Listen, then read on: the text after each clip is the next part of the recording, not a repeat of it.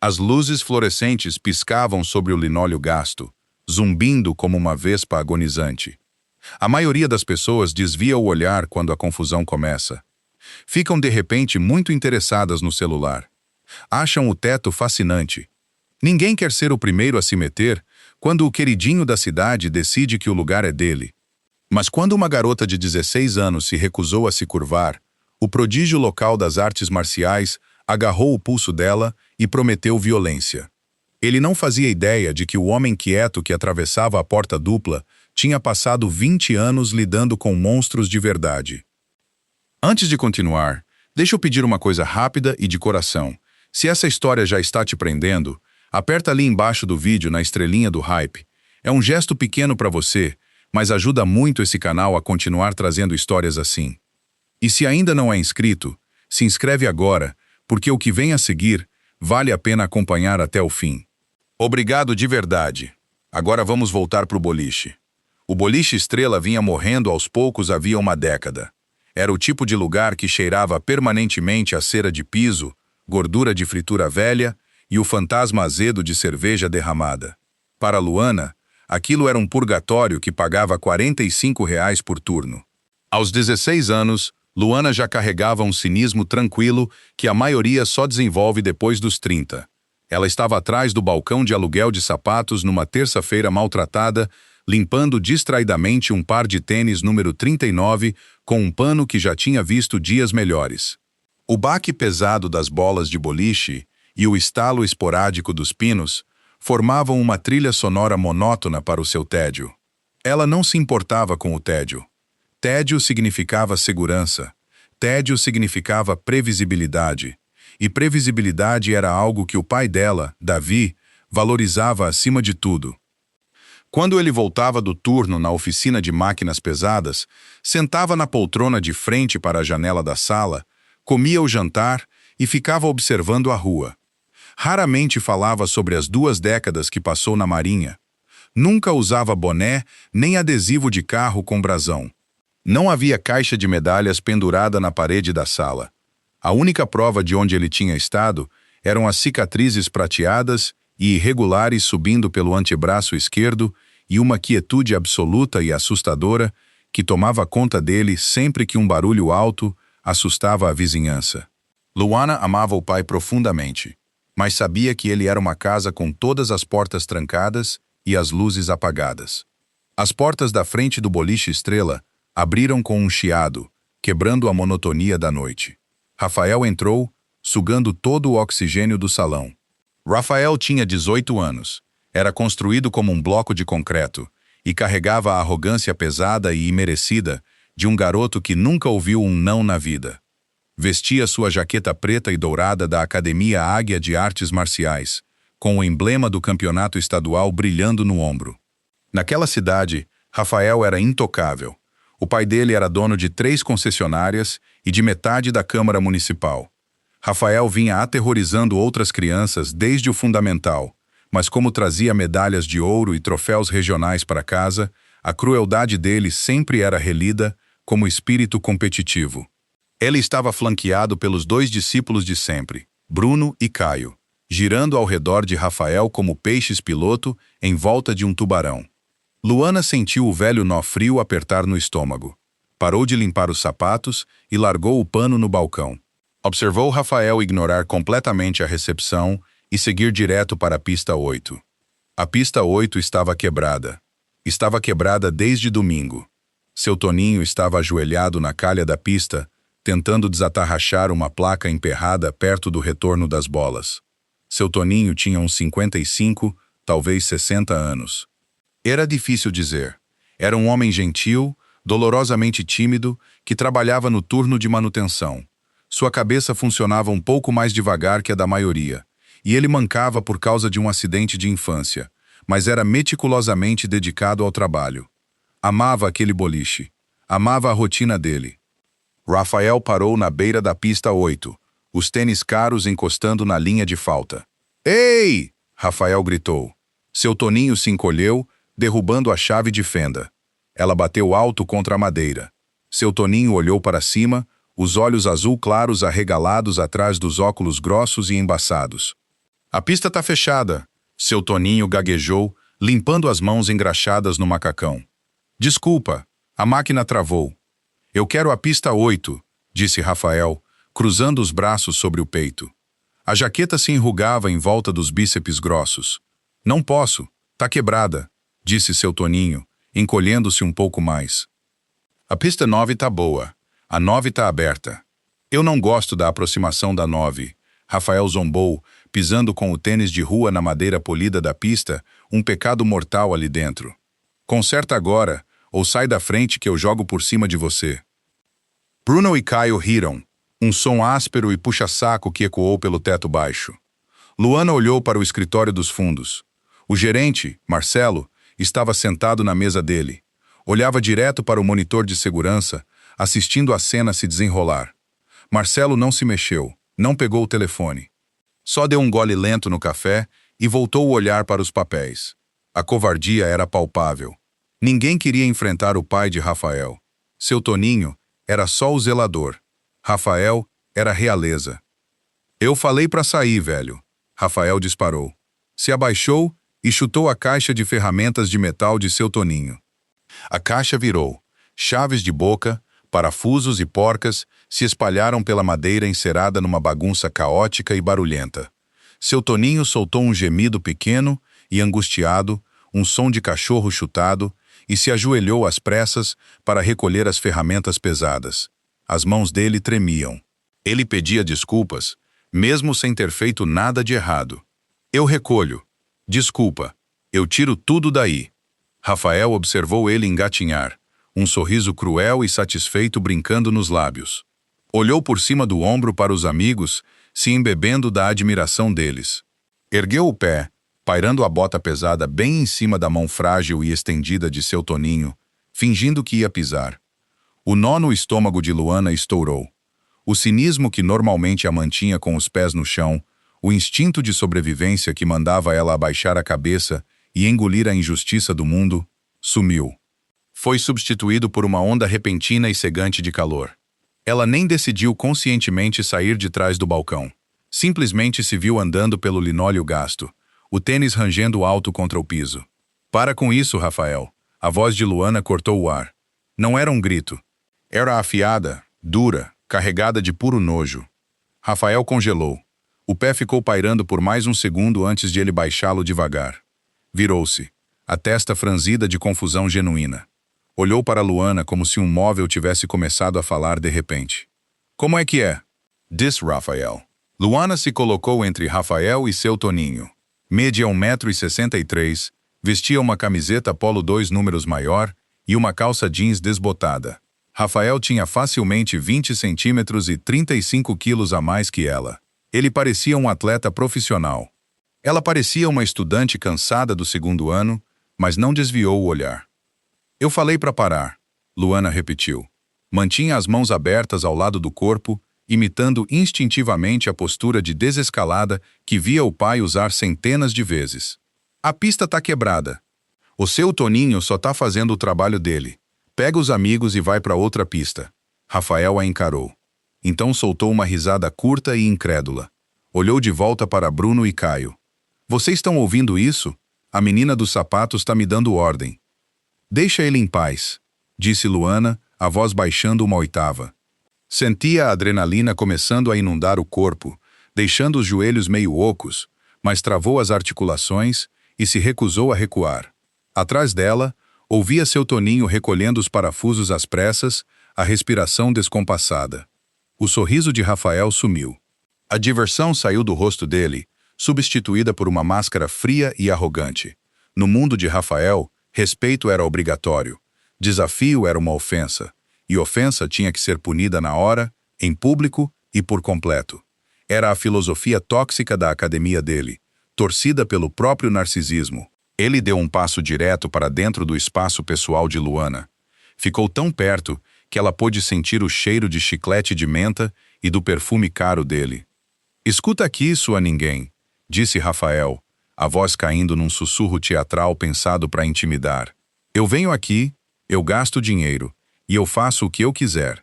Você fica entregando sapato fedido por salário mínimo, sabe o seu lugar. Meu lugar não é deixar você intimidar um homem com deficiência porque o seu ego é frágil demais para jogar na pista 9. Luana revidou. As palavras bateram no ar como um tapa. Bruno e Caio ficaram mudos. O zumbido das luzes, de repente, pareceu ensurdecedor. Os olhos de Rafael se estreitaram em fendas escuras e odiosas. O ego dele, frágil e inteiramente dependente do medo alheio, se despedaçou. Ele não pensou. Reagiu. A mão direita disparou como uma víbora. Não foi um agarrão desajeitado de briga de rua. Foi uma técnica de artes marciais precisa e calculada. Rafael prendeu o pulso esquerdo de Luana. O polegar dele cravou com violência no aglomerado de nervos logo abaixo da base da mão dela, enquanto os dedos grossos envolviam a articulação.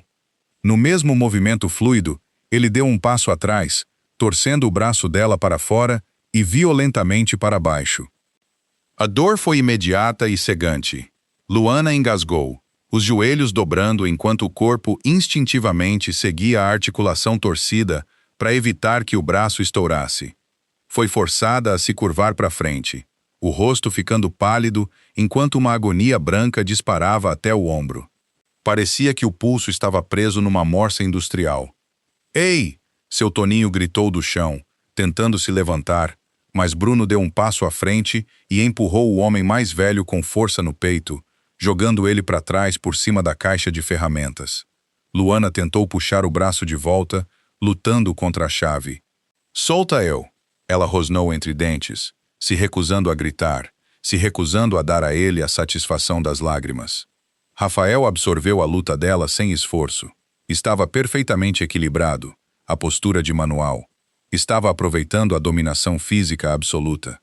Sabia exatamente quanta pressão aplicar para causar o máximo de sofrimento sem rasgar os ligamentos de imediato. Era a crueldade clínica de um valentão que tinha aprendido a machucar pessoas com eficiência. Ele se abaixou, trazendo o rosto a poucos centímetros do ouvido de Luana. Apertou o pulso ainda mais, cravando o polegar mais fundo no nervo. Luana sibilou de dor, caindo de joelhos na madeira da aproximação. "Acha que é corajosa?" Rafael sussurrou, a voz tremendo com uma excitação doentia de adrenalina.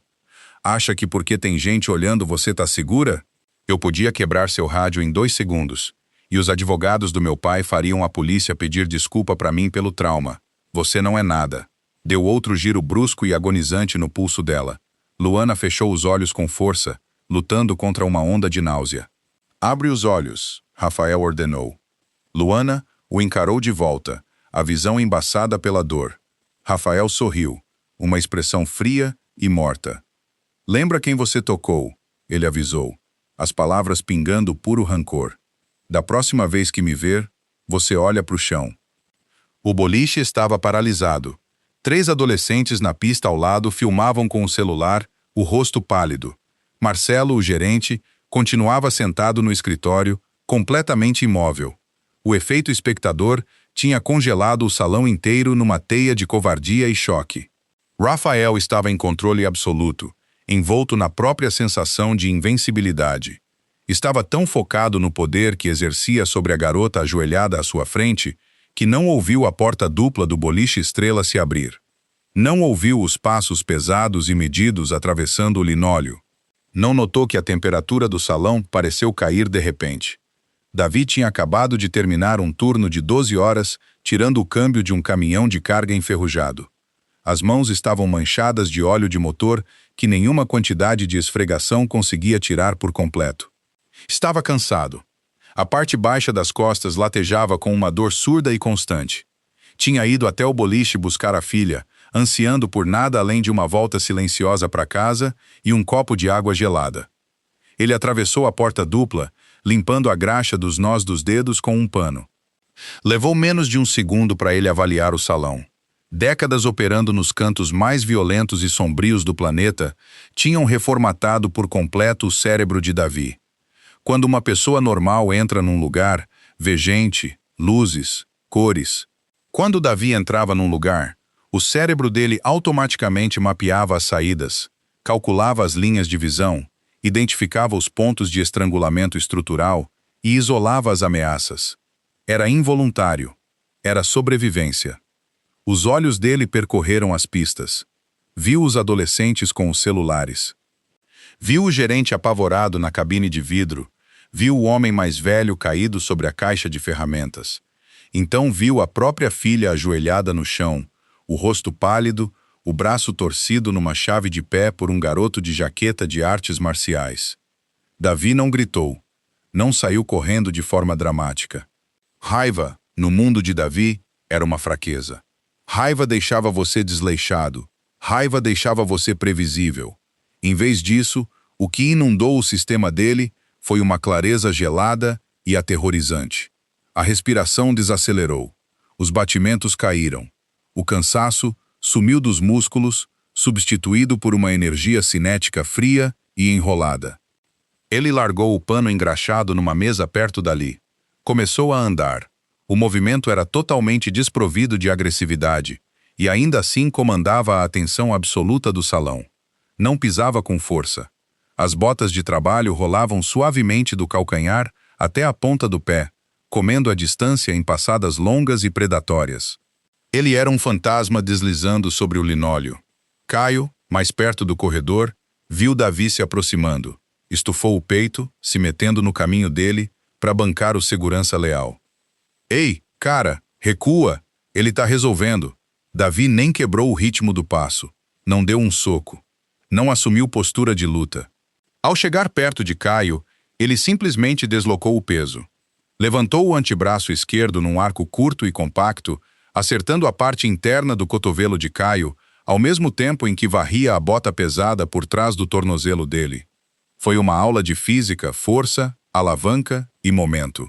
Caio ficou subitamente no ar. O ar explodiu dos pulmões dele quando bateu de costas nas cadeiras plásticas duras da área de espera, dobrado ao meio. Ele nem soube o que o atingiu. Num segundo estava de pé, no outro estava olhando para o teto, ofegando desesperado atrás de um ar que não vinha. Bruno se virou, os olhos arregalados de choque ao ver o amigo desabar. Instintivamente estendeu a mão para o ombro de Davi.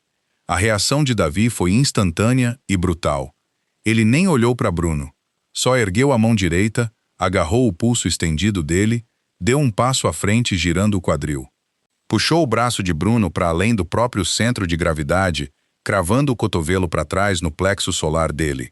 O som do impacto foi um baque oco e enjoativo. Bruno se dobrou como uma mesa de plástico barata, caindo de joelhos e vomitando uma mistura de refrigerante e salgadinho no chão. Tinha levado menos de 3 segundos. 2 atletas adolescentes neutralizados, e Davi nem tinha quebrado o ritmo da caminhada. Ele parou bem atrás de Rafael. Rafael ainda segurava o pulso de Luana, mas já tinha sentido a mudança repentina no ar atrás dele. Ouviu o estrondo das cadeiras. Ouviu Bruno vomitando. O sorriso arrogante vacilou no rosto dele. Começou a virar a cabeça, a boca já se abrindo. Que porra! Solta ela, disse Davi. A voz mal passava de um sussurro. Não era ameaçadora. Não era um rosnado. Era uma simples afirmação de fato, entregue com a calma aterrorizante de um homem que segurava nas mãos calejadas o poder sobre a vida e a morte. Rafael congelou. O peso absoluto naquela voz baixa passou direto pelo cérebro consciente dele e acertou em cheio o instinto primitivo de sobrevivência. Mas Rafael tinha passado anos ouvindo que era um predador de topo. O ego dele lutou desesperadamente contra o terror instintivo repentino que agarrava sua espinha. Manteve a mão no pulso de Luana, tentando esconder o leve tremor dos dedos. Virou lentamente a cabeça para olhar por cima do ombro. Viu um homem de jeans desbotado e camiseta térmica. Um homem com graxa embaixo das unhas e barba grisalha. Um mecânico. Um ninguém. Rafael forçou um deboche no rosto, se agarrando ao roteiro que sempre tinha funcionado para ele. Quem é você, seu velho? Ela me agrediu. Eu vou fazer queixa por men. A mão de Davi se moveu. Foi um borrão de movimento, rápido demais para que o treino de artes marciais de Rafael sequer registrasse, quanto mais reagisse. Davi não mirou num golpe. Passou direto pela guarda de Rafael.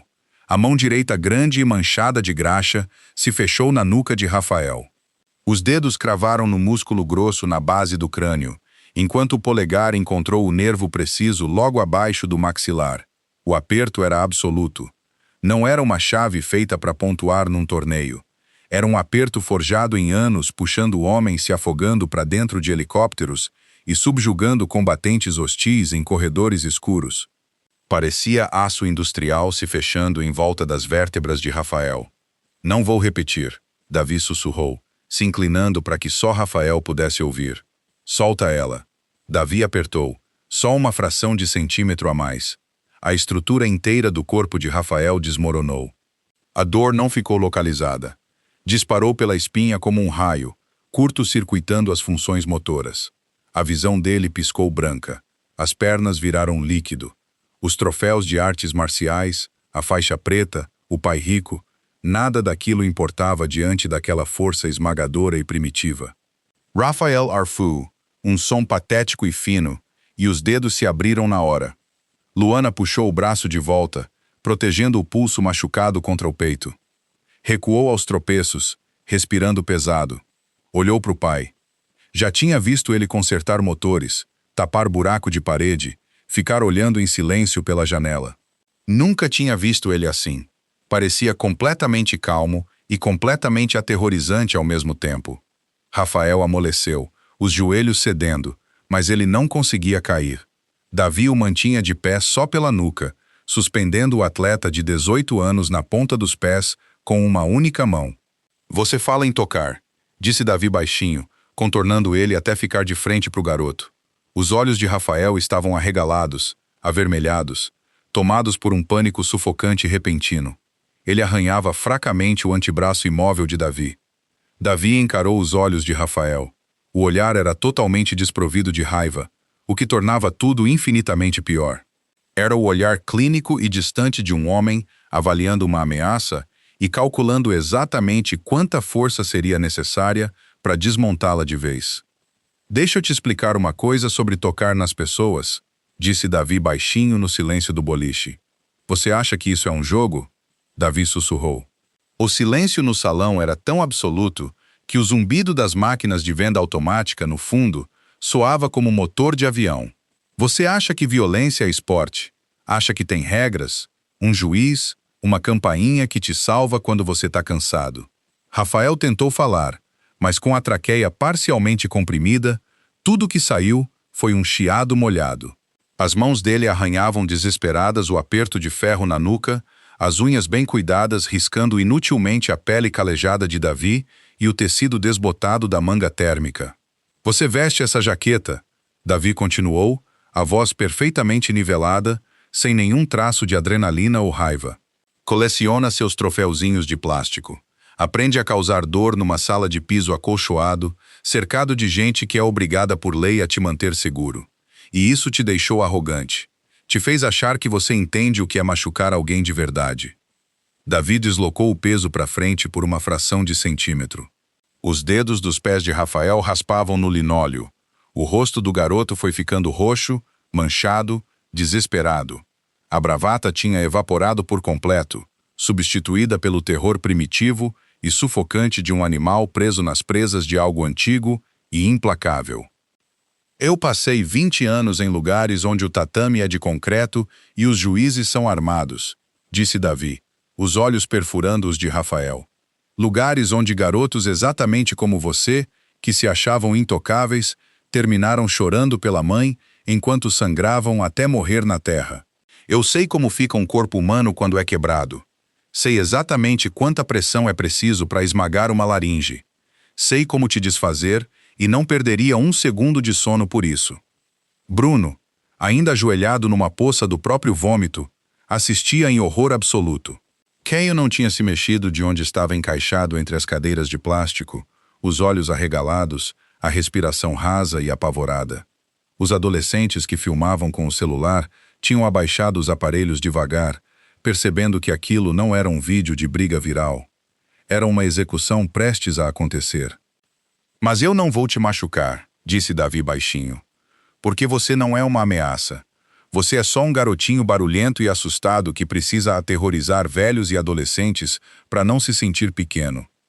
Davi soltou o aperto no nervo, mas manteve a mão firme na nuca de Rafael. Forçou o garoto a girar, empurrando ele de rosto para a calha da pista 8. Seu Toninho ainda estava sentado contra o retorno das bolas, os joelhos junto ao peito, tremendo violentamente. Os óculos grossos estavam tortos e ele agarrava uma chave de boca pesada contra o peito, como se aquilo pudesse protegê-lo. Olha para ele, Davi ordenou. Empurrou a cabeça de Rafael para baixo, forçando o garoto a curvar o pescoço. Rafael arfava desesperado por ar, lágrimas de puro pânico escorrendo pelo rosto, arruinando a imagem cuidadosamente construída dele. Ele encarou seu Toninho lá embaixo. Pede desculpa para o homem, disse Davi. Rafael engoliu em seco, engasgando um pouco com o ar que voltava. Desculpa, ele rouquejou, a voz alta e quebrada. Não soava como o queridinho da Academia Águia. Soava como uma criança apavorada. Desculpa, seu Toninho. Agora, recolhe as ferramentas dele. Rafael não hesitou. As mãos tremiam tanto que mal conseguia pinçar os parafusos soltos, mas se ajoelhou na madeira polida. Rastejou pela aproximação com os tênis caros, recolhendo às pressas porcas, arruelas e chaves de volta para a caixa de metal. Não olhou para Bruno. Não olhou para a plateia.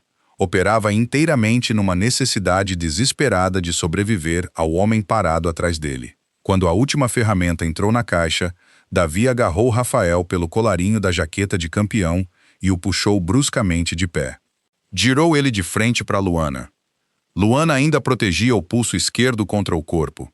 Ficou parada, perfeitamente imóvel, observando o pai. A eficiência mecânica e distante com que ele tinha desmontado a situação a aterrorizava tanto quanto a impressionava. Ela via o homem que sentava na poltrona todas as noites sob uma luz completamente diferente. Ele não era ausente, era vigilante. Pede desculpa para minha filha, disse Davi. Rafael nem conseguia encarar Luana. Olhou para o tênis surrado dela. Desculpa, ele sussurrou, uma lágrima caindo no colarinho. Eu não devia ter te tocado. Davi soltou a jaqueta. Alisou as lapelas com um gesto lento e deliberado que de alguma forma parecia mais ameaçador que um soco. Pega seus amigos, disse Davi, recuando um passo e apontando casualmente para a porta da frente. Vão para casa. Se eu te ver de novo nesse prédio, se eu ouvir que você sequer olhou na direção dela, a gente não vai ter uma conversa, entendeu?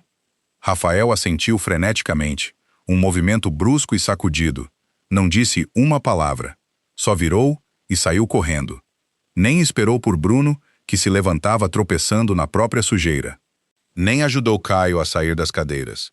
Rafael atravessou a porta dupla aos empurrões, cambaleando para o ar frio da noite, deixando o orgulho e a reputação mortos ali no linóleo gasto. As portas de vidro se fecharam com um chiado, e o silêncio voltou a inundar o salão, denso e sufocante. Davi ficou completamente parado por 3 segundos, os olhos vasculhando as janelas escuras para garantir que Rafael não voltaria com uma arma.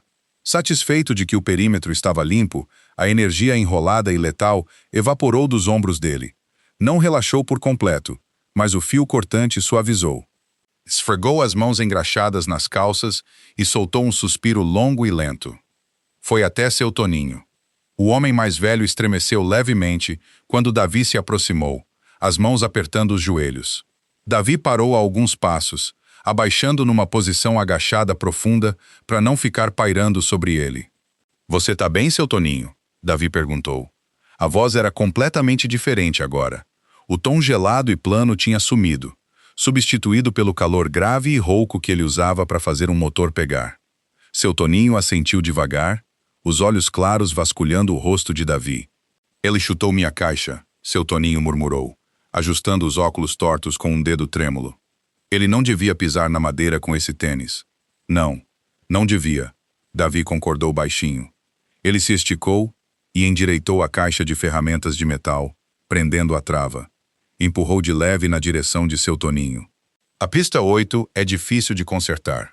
Vai com calma. Seu Toninho engoliu em seco, olhando para a caixa, depois de volta para cima. Você é o pai da Luana. Sou. Você não devia ter que brigar, disse seu Toninho, com uma tristeza profunda e infantil na voz. As pessoas deviam só ser boas. Concordo com você, seu Toninho, disse Davi, se levantando. Infelizmente, Tem gente que precisa de uma ajudinha para lembrar dos modos. Davi se virou para o balcão de aluguel de sapatos. Marcelo, o gerente, tinha finalmente conseguido se arrancar da cadeira do escritório. Andava hesitante pelo corredor, o rosto pálido, as mãos erguidas num gesto suplicante. Davi, olha, eu ia ligar para a polícia. Marcelo gaguejou, suando através da gravata de poliéster barata. Eu não sabia que ia escalar desse jeito. Você sabe como o pai do Rafael é. Davi parou e olhou para Marcelo. Não gritou. Não ameaçou. Só olhou para o homem com um desprezo absoluto e murcho. Você deixou um homem idoso e uma garota de 16 anos encararem 3 garotos grandes sozinhos porque estava com medo de perder a conta de uma concessionária. Disse Davi, a voz plana. Manda o último pagamento dela para casa. Ela não trabalha para covardes. Marcelo abriu a boca para protestar, mas o olhar nos olhos de Davi fechou a mandíbula dele com um estalo audível. Ele deu um passo hesitante para trás, recuando para a segurança do escritório. Davi finalmente voltou a atenção para Luana. Ela ainda estava perto da aproximação, o braço esquerdo apertado contra o estômago. O rosto estava pálido, mas a mandíbula estava firme. Tinha se recusado a chorar na frente de Rafael e agora lutava com força contra as lágrimas enquanto a adrenalina despencava. Davi fechou a distância entre eles. Não a abraçou. Não era assim que funcionava entre os dois. Em vez disso, estendeu as mãos grandes e ásperas. Deixa eu ver, disse baixinho. Luana relutante afastou o braço do peito. O pulso já estava inchando, um anel feio de vermelho e roxo florescendo na pele pálida onde os dedos de Rafael tinham cravado. O toque de Davi, que acabara de suspender no ar um atleta de 90 quilos, era incrivelmente suave. Os polegares dele traçaram a linha do rádio, checando fraturas. Manipulou a articulação com movimentos lentos e precisos, observando o rosto dela em busca de pontadas de dor. Não tá quebrado, Davi diagnosticou, a voz um murmúrio grave e firme. Contusão profunda, ligamento estirado. Vai latejar pra caramba por uma semana e você vai precisar de gelo hoje à noite. 20 minutos ligado, 20 desligado. Tá, Luana sussurrou, a voz finalmente tremendo. Davi ergueu os olhos do pulso dela, encontrando os olhos dela. Viu ali o choque, o medo persistente e a súbita percepção de quem exatamente era o pai dela. Você se meteu, disse Davi. Não era uma pergunta. Ele ia machucar o seu Toninho, disse Luana na defensiva, esperando um sermão sobre abaixar a cabeça. Eu não conseguia só ficar parada. Davi estudou o rosto dela por um longo momento. Então, bem devagar, o canto da boca dele se ergueu num quase sorriso orgulhoso. Não, disse Davi baixinho. Você não conseguia. Pega seu casaco, a gente vai para casa. O aquecedor da caminhonete velha de Davi soava como um asmático morrendo, chacoalhando alto enquanto soprava ar quente e seco para dentro da cabine. O interior cheirava fortemente a óleo de motor, café requentado e o vago metal de ferramentas velhas na caçamba. Estavam dirigindo em silêncio absoluto havia 10 minutos. A escuridão pesada da cidade passava pelas janelas. Lojas fechadas, postes piscando, a longa faixa de pinheiros separando o comércio do bairro deles. Luana ficou no banco do passageiro com uma bolsa de gelo instantâneo, tirada do kit de primeiros socorros, pressionada contra o pulso latejante. Ela ficava roubando olhares para o pai. Davi dirigia com uma mão apoiada casualmente no volante, os olhos fixos na estrada à frente. A postura dele estava perfeitamente relaxada, um contraste gritante com o espetáculo aterrorizante de violência que ele tinha protagonizado 20 minutos antes. Parecia exatamente o mecânico cansado que cochilava na poltrona todas as noites às 9. Mas a ilusão tinha se quebrado. Luana não conseguia mais deixar de enxergar. Não conseguia deixar de ver como ele tinha mapeado o salão. Não conseguia deixar de ver a velocidade, a eficiência impiedosa, os olhos frios e mortos de um homem virando uma chave no cérebro que desligava a própria humanidade só o suficiente para neutralizar uma ameaça. Você nem piscou, disse Luana de repente, as palavras saindo da boca antes que ela pudesse se conter. A cabine ficou quieta de novo, só o aquecedor chacoalhando e o batidão rítmico dos pneus sobre as juntas do asfalto. Davi não desviou o olhar da estrada. Ajustou levemente a pegada no volante. Quando você pisca, você perde coisas. Ele respondeu simplesmente. Não é isso que eu quero dizer. Luana virou no banco, fazendo uma careta com a pontada de dor que subiu pelo braço. Aquele garoto, o Rafael, ele é faixa preta. Treina a vida inteira. Você botou ele no chão e nem fechou o punho. Davi suspirou. Foi um som pesado e cansado que parecia carregar o peso de 20 anos na escuridão. Ele esticou a mão e baixou o rádio, embora mal estivesse tocando. Uma academia te ensina a ganhar uma luta, disse Davi, a voz baixa, medindo as palavras com cuidado. Ensina formas, ensina respeito. É uma coisa boa, na maior parte do tempo. Dá disciplina para as crianças. Ele fez uma pausa. O brilho âmbar de um poste passando iluminava as linhas fundas gravadas no rosto dele. Mas onde eu trabalhei, não tinha luta. Ele continuou. Não tinha honra, só tinha sobrevivência. Você não aprende a lutar naqueles lugares, Luana. Você aprende a desmontar a biologia. Aprende os pontos fracos estruturais do corpo humano e aprende a quebrar eles o mais rápido possível para conseguir chegar vivo até o ponto de extração. Ele finalmente virou a cabeça para olhar para ela, e a vulnerabilidade crua nos olhos dele fez a respiração dela travar. E eu passei um bom tempo sendo um monstro para que outras pessoas não precisassem ser, disse Davi. Quando eu voltei, quando eu tive você, eu prometi para mim mesmo que ia trancar aquela porta e perder a chave. Eu só queria consertar motor. Eu só queria ficar quieto. Luana olhou para o pulso machucado. O cinismo que ela vestia, feito uma casca protetora, de repente, parecia oco. Ela sempre tinha visto o silêncio do pai como um defeito. Achava que ele era fechado, emocionalmente travado pelo passado, incapaz de se conectar com o mundo ao redor. Agora percebia que o silêncio dele não era uma prisão. Era uma represa. Ele não era distante porque não se importava. Era distante porque sabia exatamente do que era capaz. E trabalhava todo santo dia para proteger ela da escuridão que carregava nos ossos. A rotina previsível, a poltrona junto à janela, os jantares quietos, tudo aquilo era um santuário cuidadosamente construído. Desculpa, Luana sussurrou. Davi franziu a testa, olhando de relance para ela. Por quê? Por ter feito você abrir a porta. Davi soltou uma respiração curta e áspera que quase virou risada. Esticou a mão através do console central e pousou a mão pesada e manchada de graxa gentilmente sobre o antebraço saudável dela. O aperto era quente e reconfortante. Você não me fez fazer nada, disse Davi baixinho. Você defendeu alguém que não conseguia se defender sozinho. Isso pede muito mais coragem do que saber quebrar um braço. Eu nunca tive tanto orgulho de você. Luana sentiu um ardor quente e repentino atrás dos olhos. Engoliu em seco, piscando rápido contra o brilho dos faróis vindo em sentido contrário. É, bom, agora eu tô desempregada. Eu arrumo um emprego melhor para você, disse Davi tranquilo, voltando os olhos para a estrada. Um lugar que não cheire a cerveja barata e pé de atleta. O Marcelo vai ficar bravo demais. Ou Marcelo que engula a gravata. Davi respondeu sem expressão. Luana soltou uma risada molhada e genuína, o som quebrando a última tensão da cabine. Ela encostou a cabeça no vidro frio da janela, observando as formas conhecidas do bairro passarem. Entraram na garagem de casa. A casa estava escura, quieta e completamente comum. Só uma casinha térrea numa rua tranquila. Mas quando Davi desligou o motor e o ronco da caminhonete morreu, Luana não sentiu o de sempre peso de tédio opressivo. Ela se sentiu segura.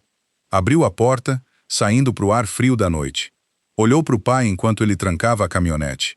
Um homem de poucas palavras, mãos pesadas e um passado que se recusava a deixar definir o futuro deles. Ele percebeu que ela olhava e deu um aceno pequeno, quase imperceptível. Caminharam juntos até a porta da frente, deixando para trás, na escuridão, a violência, as luzes de neon e o barulho. Se essa história tocou alguma coisa em você e te lembrou que força de verdade não é sobre gritar alto, mas sobre proteger com calma quem você ama, aperta agora aquele botão de hype aí embaixo. O mundo já tem valentão demais. O que falta é mais gente disposta a defender quem precisa. Compartilhe esse vídeo com alguém que precisa lembrar que as pessoas mais quietas da sala costumam ser as mais perigosas quando são provocadas. Não esquece de se inscrever para mais histórias com os pés no chão, fortes de verdade, sem clichê. Até o próximo vídeo.